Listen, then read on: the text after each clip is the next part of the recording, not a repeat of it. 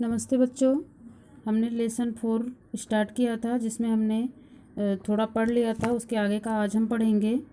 किसान सहसा बाहर आया, उसने साधु के लिए उसारे में चादर बिछाई और साधु से विनती की। अर्थात यहाँ पे एक साधु महात्मा जी थे जो कि वो मोती की मांग कर रहे थे।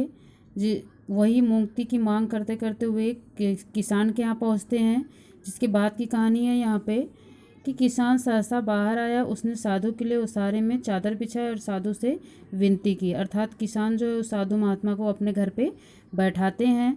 साधु महाराज पधारिए, विराजमान होइए। किसान ने साधु को प्रणाम किया और मुड़कर पत्नी को आवाज़ दी, लक्ष्मी बाहर साधु जी आए हैं, इनके दर्शन लेना।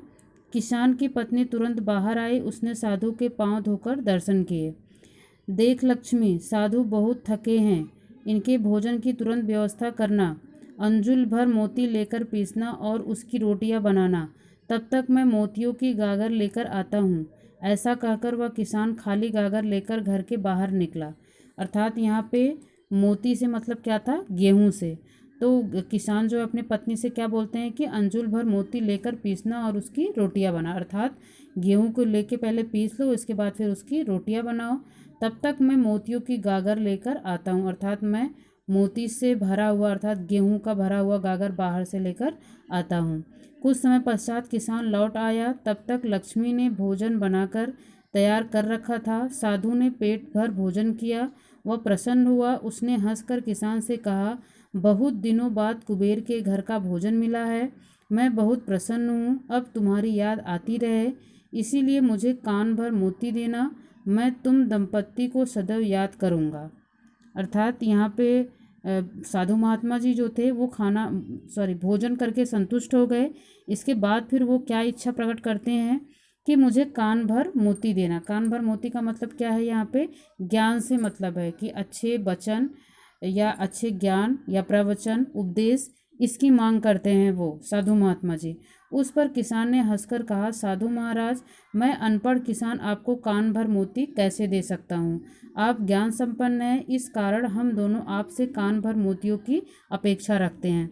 अर्थात जो किसान थे वो साधु महात्मा से बोलते हैं कि हम लोग तो अनपढ़ किसान हैं, हम आपको कान भर मोती कहाँ से दे सकते हैं। अर्थात ज्ञान की बातें हम आपको कहाँ दे सकते हैं, और इसकी अपेक्षा तो हम आपसे रखते हैं। अर्थात हम तो ये चाहते हैं कि आप हमें कान भर मोती दें। अर्थात आपके अंदर वो ज्ञान है वो हमें आप दीजिए, जिससे हमारा कान जो है वो संतुष्ट हो जाए।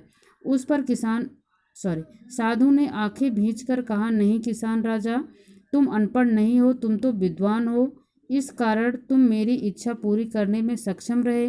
मेरी विचित्र मांग पूरी होने तक मैं हमेशा भूखा प्यासा रहता हूँ। जब तुम जैसा कोई कुबेर मिल जाता है तो पेट भर भोजन कर लेता हूँ। अर्थात जो साधु महात्मा जी थे वे आंखें भींच कर अर्थात आँखों को चढ़ाकर अर्थात थोड़ा आश्चर्य से वो बोलते हैं कि नहीं किसान, ऐसी बात नहीं है, तुम अनपढ़ नहीं हो, अर्थात तुमने हमारी मांग को समझ लिया, इसलिए तुम सबसे बड़े विद्वान हो। अर्थात जिस चीज़ की वो मांग कर रहे थे हर कोई उसको समझ नहीं पा रहा था, एक किसान ही था जिसने उनकी मांग को समझ पाया था। इसीलिए जो साधु महात्मा जी हैं वो किसान को क्या बोलते हैं कि तुम ही विद्वान हो जो कि मेरी मांग को समझ पाए हो, मेरी क्या इच्छा थी इसके बारे में तुम्हें जानकारी हो गई थी। आगे साधु ने किसान की ओर देखा, जो फसल के दानों, पानी की बूंदों और उपदेश के शब्दों को मोती समझता है, वहाँ मेरी दृष्टि से सच्चा कुबेर है। अर्थात साधु महात्मा किसान को कुबेर की संज्ञा देते हैं।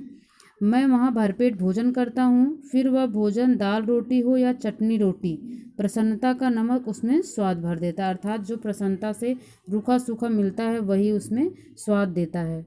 जहाँ आतिथ्य का वास है वहाँ मुझे भोजन अवश्य मिल जाता है। अब मुझे चलने की अनुमति देना, ईश्वर तुम्हारा कल्याण करे। अर्थात वो उनको आशीर्वाद दे के फिर जाने लगते हैं। किसान दंपत्ति को आशीर्वाद देकर साधु आगे चल पड़ा। कहा भी है, पृथिव्या त्रीणि रत्नानि जलम अन्नम सुभाषितम मूढ़ पाषाण खंडेषु रत्न संज्ञा अभिधीयते। अर्थात यहाँ पे ये कहा गया है कि पृथिव्या त्रीण रत्नानि, अर्थात इस पृथ्वी पर 3 ही रत्न हैं, और वो 3 रत्न कौन कौन से हैं, जल अन्न और सुभाषित। सुभाषित का मतलब होता है सुंदर वचन, मीठे बोल, अच्छे ज्ञान की बातें, यही क्या है, रत्न है।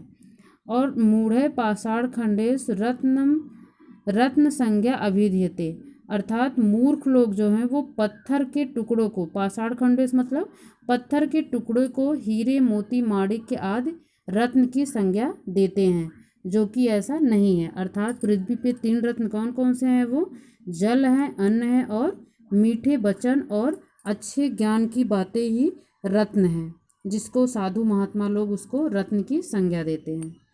तो बच्चों ये चैप्टर आपका कंप्लीट हुआ। इसमें आपका डिफ़िकल्ट वर्ड और वर्ड मीनिंग दी गई है, जिसको आपको अपनी कॉपी में करना है। सबसे पहले आपको पिक्चर बनानी है, फिर शब्दार्थ लिखना है, फिर कठिन शब्द लिखना है।